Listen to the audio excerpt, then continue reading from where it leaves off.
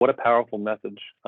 Really captivating share, and I really appreciated it, and opened my eyes to a lot of things. And one of the things that stuck out, I think about talk about like representation in movies, and film and TV, and a lot of folks, like her, who grew up and didn't see that on the screen. We still need to do a better job.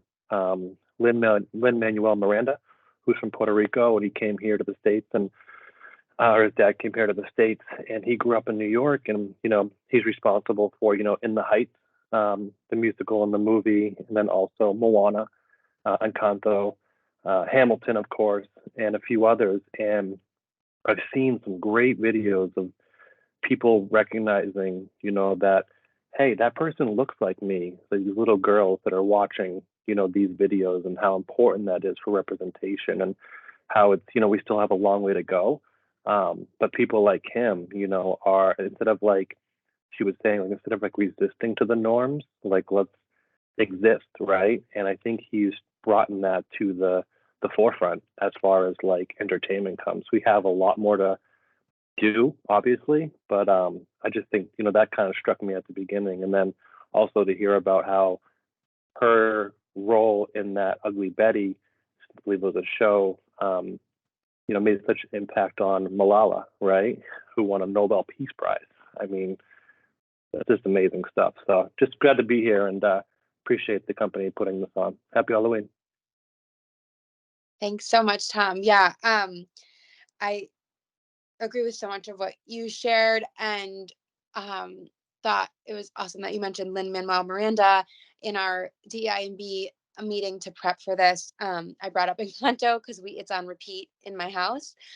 So happy to hear that you gave Encanto a shout out, because it's beautiful, and it is just like such a one of the things that, watching these different movies and things with children, is that it opens up room for conversation, and we've got to have a lot of conversations about Encanto, as my kids kind of like grow up with it, and I look forward to having more, and lots about like the multi-generational home that they live in and things like that, because we're not necessarily exposed to that as much in our daily lives. So thank you for the Encanto shout out. I'm always here to talk about that movie because, like I said, it's on all the time in my home. But does anybody else want to share anything, any initial reactions that they had?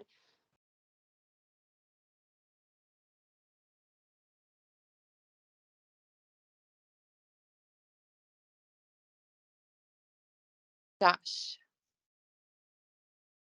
I just want to piggyback off of what Tom said and sort of agree and just sort of add that I think it's something that um, until I got older, I really truly took for granted, just in terms of like seeing what my kids watch now and how much more ethnically diverse it is compared to what I grew up with, and how um, I really just like I just can't imagine what I mean, I literally can't imagine what it feels like to not be represented, because it's growing up, everything was sort of catered to me, and that sort of representation that's spoken to in this talk and that we're talking about right now, I think is really powerful. And I'm glad, like, I guess piggybacking off of your point too, like, I'm glad our kids, my kids, are growing up where they're watching things like Encanto um I mean, like, that probably would not have happened when I was growing up, and now it is. And I think that's a really powerful thing for people to be able to see something that they can relate to and not feel like an outsider in every possible way. So I just wanted to sort of piggyback off of multiple points already spoken about. Thanks, Josh. Yeah, and while we're on like the Disney of it all, a lot of the Disney movies that we grew up with, at least like in my era, I like went to put on Aladdin the other day, and there's actually a like almost a disclaimer in the beginning. There's a disclaimer in the beginning that says like this movie contains like hurtful images of people that are being represented in this movie. And I was like, oh, like I didn't even realize that growing up. And now as adults, like we're going back to these movies that were for kids that portrayed stereotypes of people from different cultures, and so things have just looking specifically at the like Disney, since we're there, things have changed. The new Little Mermaid, I saw the coolest like things circulating on social media. There was also a lot of backlash. We can talk about that, but of little girls seeing the trailer, little girls, little Black girls seeing the trailer of the new Little Mermaid for the first time and their reactions when they saw themselves in her. And, it's definitely, there's a long way to go, but it's different from when we grew up, the what our children are watching online. So, or in these movies, but, Nicole. Hi, I kind of wanted to piggyback off of Josh, and him saying there's not, when we were growing up, there wasn't much representation. But I'd also like to mention that the representation, if there were any, is very stereotypical, kind of like what the woman was talking about. So that's another thing that I can relate to, because if you think about it, how many Black love stories have you guys, or Black love story movies have you guys seen? I can maybe name one or two. So it's all by design. And until that design changes, this will be what it will continue to be. I think that there is always going to be a struggle when it comes to people wanting position and power. And as we know, white people typically have been the ones in power. So it is a little difficult to transition and show different races in different lights because they are afraid of that power shift. So it's unfortunate because things have to lack in the process where our children may not have the appropriate representation to be able to see that. So it is very important, I think, and that's what I wanted to say about that. Thank you, Nicole. Yeah, and as you said about the stereotypes, I mean, what many people know to be true, but what really one of my main takeaways from the documentary that we watched about trans representation is just how dangerous those stereotypes are. And that can, I mean, that documentary is specifically about trans representation, but that goes across for everyone. And that it's not doesn't stop at this conversation around lack of representation and not seeing yourself in the media, but in fact, like those stereotypes are so dangerous. And we'll share that documentary again if people want to go back and watch it and didn't have a chance to, but it kind of like really does a great job of explaining just how hurtful and dangerous only seeing stereotypes. So for the trans community, one of the things that they shared is they were saying, people, they were often like murdered in representation in Hollywood, or playing these kind of like deviant characters or things like that, and that was extremely hurtful and detrimental to their community. So yeah, thank you again for bringing that up, Nicole, and about the stereotypes. And I'm sure there are endless amounts of examples of that, as well, that we could talk about. Samantha. I just wanted to share this with the whole stereotype thing that Nicole brought. When my family came over from Cambodia in the early 80s, like we wanted to adapt to like the American culture. We want to see what was normal then, and whatever we were watching on TV, there's always a lot of stereotypes. And then we didn't know any better. I mean, we were introduced to like, this is what you're supposed to wear, this is what you're supposed to do, this is what you're supposed to watch. So to us, we were in a small town in La Crosse. There were just us, and then everyone around us was just white people. So when we were watching, I can't remember what my mom was telling us, like what show. So and then when we moved from Wisconsin to Massachusetts, we had to cross over. We were taking the bus. We have to cross over through Chicago. My parents were like, no, no, no, you have to get away from them because, they're bad. You can't be near them. This is all because of what they were introduced on television. They were scared. until we got here, we were introduced to more people. We were able to go to church. It was more diverse than a small town in like La Crosse. So it was really hard for us to adapt. Now we're like, okay, we're Cambodians. We're in this culture. We were just at that time period. We were just so confused. This is like the early '80s. It was really hard for us to adjust. And then until like the siblings were older, and then we realized, it's okay to be different. Like we grew up in a diverse place. Like how come they're not accepted? How come we have to follow what they call the norm? So it was really difficult for us. It took us a very long time. It took my parents a very long time. They were older to understand like it's okay to be different.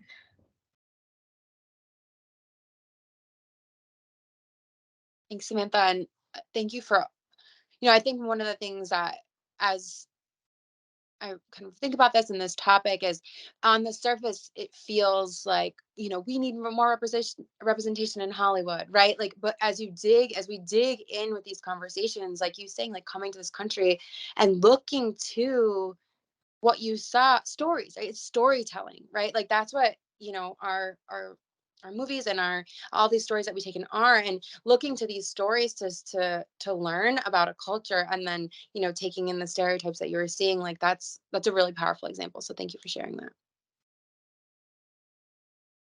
Anyone else want to share? I can put out a prompt too. Oh yeah, Tom. I just wanted to add, I know the past, well, not just the past few years, but for a long time. So speaking of Hollywood and representation, the Academy Awards, they just think that their 95th celebration. It was like the first time where we saw this huge diverse representation really sweep the awards. And particularly 2022 was really lacking in diversity. Like it seemed like the Academy kind of goes like this sometimes, and I would hope to see it after this year, after seeing a lot of diversity, winning a lot of categories and being represented.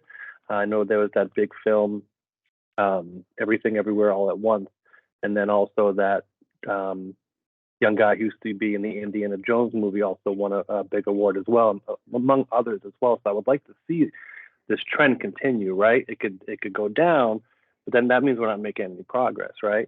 So I would hope to see that we continue to see that diversity and representation, on the big screen.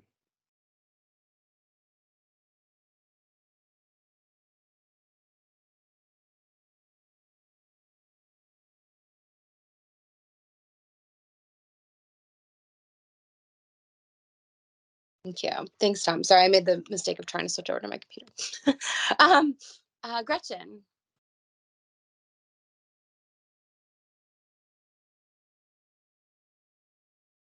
Oh, you're muted. Sorry. I just wanted to add to that. I actually was listening to a comedian last night, Bill Burr, and he can be quite interesting. But one of the things he said was, why aren't women's sports teams and things, why aren't they paid as much, and why aren't they attended as well? And they're like, he said, women have got to get out there and go to these. Like, why am I to blame as a man when women aren't attending? And that kind of spoke to me. And it's kind of like what America was saying was, we need to act on things. Like when those movies are out that are showing diversity, we need to go. We need to show Hollywood that we want to see these things. We want to learn about other cultures, and we want to learn about, different ways of life, like multi-generational living. And, that is something that we want to see. So even though he was, he's a comedian and he's a little off color, he really had a decent point. And I think that, we do need to get out there and support those things when we can. Thanks, Gretchen. And yeah, one of the things that America was really speaking about was that it took her a really long time to realize that what did she say? She said, I was trying to have them let me in rather than changing the system, because she believed what she was seeing. So she felt like she had to change herself to fit, without even realizing. I think that that's really what she was doing. And I loved the quote. She said, "What we see thriving teaches us how to see ourselves." And I think that that's such a really powerful quote. Just that, who you see thriving, like, really does teach you how to see yourself or to relate to somebody, right? And if you don't see somebody that looks like you or feels like you are, thriving, it really can impact how you do see yourself. So, and I think that applies to sports as well, just as you shared, Gretchen. So thank you. Um, and I think one other thing that, you know, feels really fitting to these conversations that we've having, she also, the title of her TED Talk, and she ended on this quote that my identity is not an obstacle, my identity is a superpower. And the idea of not seeing the things that make us different, and how beautiful this is to also think about, the people that we serve and the work that we do at Nonotuck, is that these things that I think often the world tells us are our obstacles, and things that we need to actually, in fact, overcome to um to make it, or to fit in, or to assimilate, or to succeed, or whatever it may be. And as America was saying, for a long time she felt like she had to to overcome those things about herself in order to follow her dream. And then when she took the step back and realized, oh no, I those things are in fact my superpower. And I would just love to hear if anybody has any reflections on that idea, this theme of her talk, the identity being a superpower rather than an obstacle.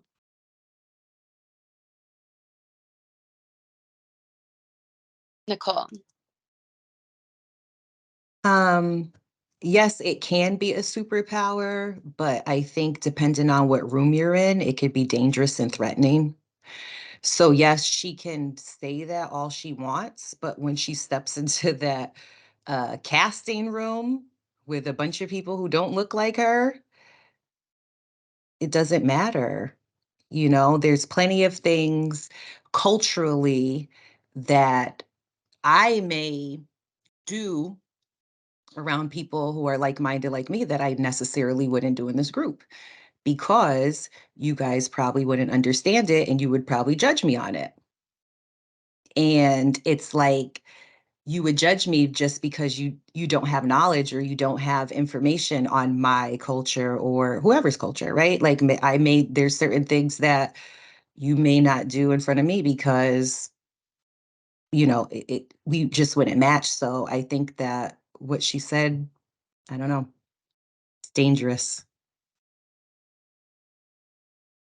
Thanks, Nicole, for presenting that kind of other side of what she said, and of this message. And um that's really true, and also so hard, because I think then, or too bad, it's like a fault of our culture that that it is an obstacle, and that people would feel that they can't share their true identities, right, because of judgment, and because of, as we've said, it could even be dangerous to do so. And so just thank you for sharing that other side of it, where I think it's like a beautiful, or I was thinking it's a beautiful idea to kind of see that, your identity as a superpower. But I might be in a privileged position in certain, areas of my life, and maybe not in others though, but to think in that way. And other people might not be able to embrace their full identities in that way in certain company, or in certain um, areas of their lives, because our culture is not there yet. So thank you for sharing that other side of it. Josh. Yeah, I just think that I definitely understand the sentiment she's expressing there, but I think that it's important, like with just about anything, that to note, like, that's where she's at with that, and that doesn't, like, it's not going to be a one size fits all thing. I mean, she has a certain amount of privilege, given that she has this sort of soapbox inherently, like speaking at a TED Talk. She's of some means, being, an actress and such, and I don't mean to at all criticize what she had to say, but I don't think that it's necessarily like, I think sort of it's important to contextualize where it's coming from, because it might not be something that someone else might not be there. Someone else might have had a different set of circumstances leading up to this point. There's just any number of sort of like qualifying factors that I think that you need to sort of take into account when she says that statement. Thank you.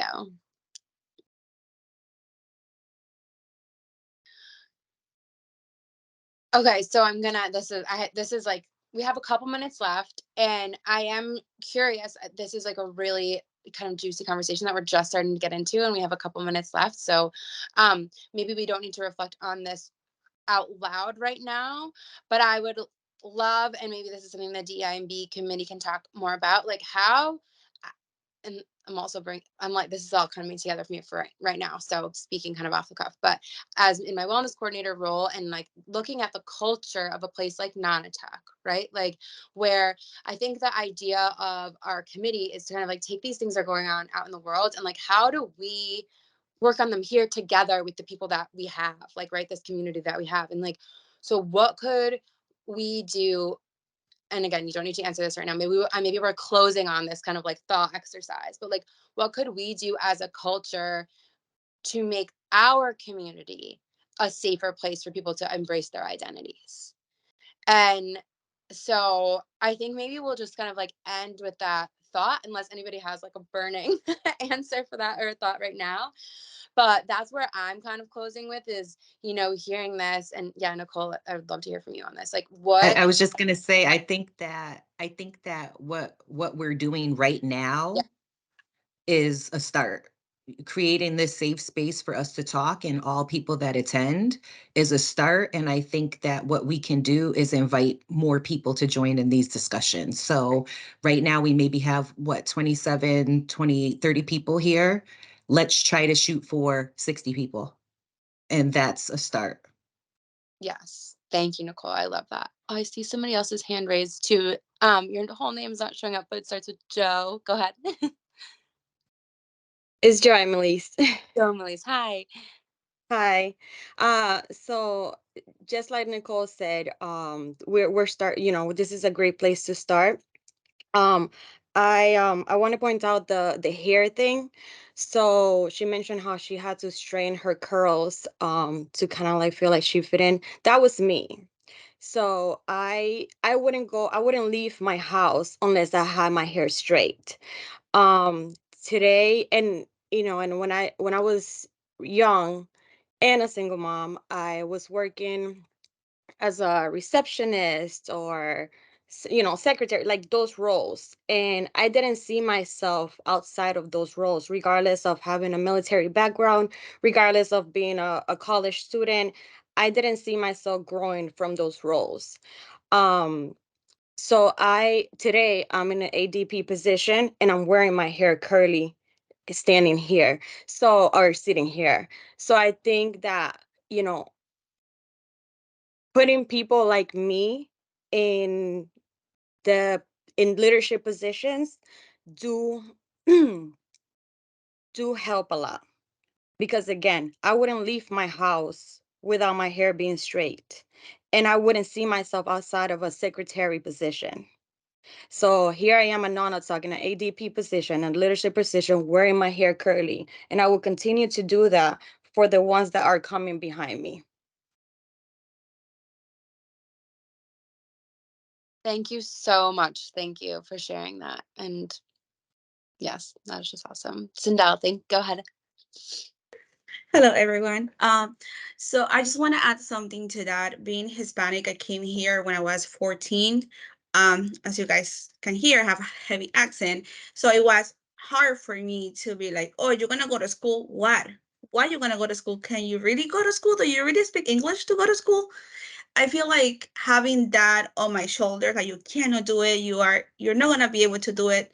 I think I pursue higher education. I want to get my BSN. I want to do my MSN. So I think it pushed me harder to show other children like me that I did it. Like when people say me, oh, I can't go to school because I'm like, I did it. Like I did it. If I did it, you can do it. Like why not? Like like I have my cousins. Oh no, I don't want to go to school because like you speak English. You can't do that. Like I did it. So I want to be the example of someone that if I did it, you can do it. Why not? Also, another thing is that before, yes, people will put it like, oh, it's bad, like you have an accent, but I speak Spanish, Portuguese. So I put it like as a plus. I don't want to put it like, oh, it's something bad that I have an accent or that English not like good. My English is not 100% good. But I think I'm capable of doing a lot of things. And I think I have shown everyone that, I'm in this world now because I know I can do it. So if I did it, you guys can do it. Everyone can do it. Yeah, the accent part of the accent part of it too. That was an issue for me as well because I do speak with an accent. And sometimes I used to think that, oh, people are gonna think I'm not as smart as I really am because I can't, it seems like I can't communicate as well. And it's like if they can see what's going on in my brain and not hear the accent, they would think I'm really smart. And that was a struggle for me. That kept me from going for other positions because I'm like, I'm not going to sound smart. I know I am, but I'm not going to sound smart because of the accent. So that was another obstacle that I had to overcome and say, no, I am smart and I'm going to go out there and I'm going to speak with this accent. And if they don't understand me, they can ask me again. As a matter of fact, that is one of the things that I use as an icebreaker when I train. I said, if you haven't noticed, I speak with an accent and then everybody starts laughing. And then I said, so if you don't understand something, ask me again. I'm not gonna be offended. So that was another obstacle too, speaking with an accent and thinking that people are not gonna think as smart as I thought I was because of that obstacle. Yes, and another thing I just want to add is that they said, oh, you are from Peru, go back there, right? I don't belong in Peru. I feel like I don't belong here and I don't belong over there. I'm in the middle. And some people, I don't know if some of you guys understand, but it's like they send you back there. I don't know anything in Peru. I'm here. I feel like I don't belong here. It's like I'm in the middle. So yeah. Hi, everybody. This is Marielle. Um, I totally agree with what Sindel just said, and that resonated with me so much with how when I go back home to the Dominican Republic, they tell me that I'm an American. They tell me, you're gringa. And I'm like, I'm not. I feel very Dominican, but I came to the US when I was 7. So I feel like I have the best of both cultures. And the accent, it's like, oh my God, everybody I hear all the time. Oh, I sense a slight accent. Yes, you do. I speak Spanish. I mean, what can I do? Even though I came here when I was 7, in my household, my parents would only allow me to speak Spanish with my siblings. I could not speak English because they didn't want us to lose the language. So that was something that we grew up with. I could only speak in English with my siblings or in school, and it was like okay. But I thank my parents for that now because I can speak Spanish right now, even if I have an accent. Um, for those that are born in the U.S., but people understand me, and I think somebody mentioned too about not feeling smart because you have an accent. Like sometimes you go to places and you feel like they might not understand me or I might not say the right words and they might not think that I'm smart, but that's not true. And it comes across like that. Even now, I have a 3-year-old and I take her to daycare. And I actually had a conversation with my sister about it. And she made me feel so at ease because she's from a different generation than me. And she told me, I told her, I feel so weird going to my daughter's school. Everybody there is white. All the moms are white, but I feel weird. But they didn't do anything to me. It's just me. Like I feel different. I feel different. My hair's curly. I just feel different, the things that they do. And then I remember meeting with a Korean mom, and she said, "Oh, it's my first time here," and I felt I felt like at ease when I found someone that felt the same comfortable level I felt. And then I told myself, this is something that you're feeling. You have to let go. Like nobody's making you feel a certain way. And I still struggle with that today. And I'm 37 and I've been here since I was 7. And I feel sometimes that I don't belong here or back home. It's such a weird feeling.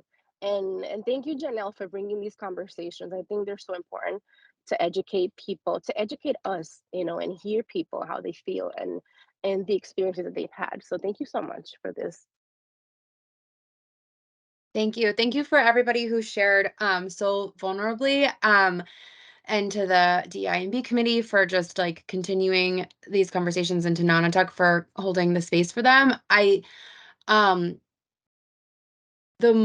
these conversations are only successful when people share, and I know that that can be hard sometimes, no matter what end of things you're coming from, or what your lived experience is. It's hard to open up, but we really do want to create a space where we can have these conversations in community and be beginners and try to understand and learn. So thanks to all of you for sharing, because like I said, these conversations only work when people when people talk at them. And just thank you so much. I feel very like enlivened as I head into the rest of my Halloween day from spending this time with you all. So thank you. And we're really looking forward to continue this conversation and to Native American Heritage Month in November. Thanks again, everybody, for being here. And I hope you all have a really great day. Thank you.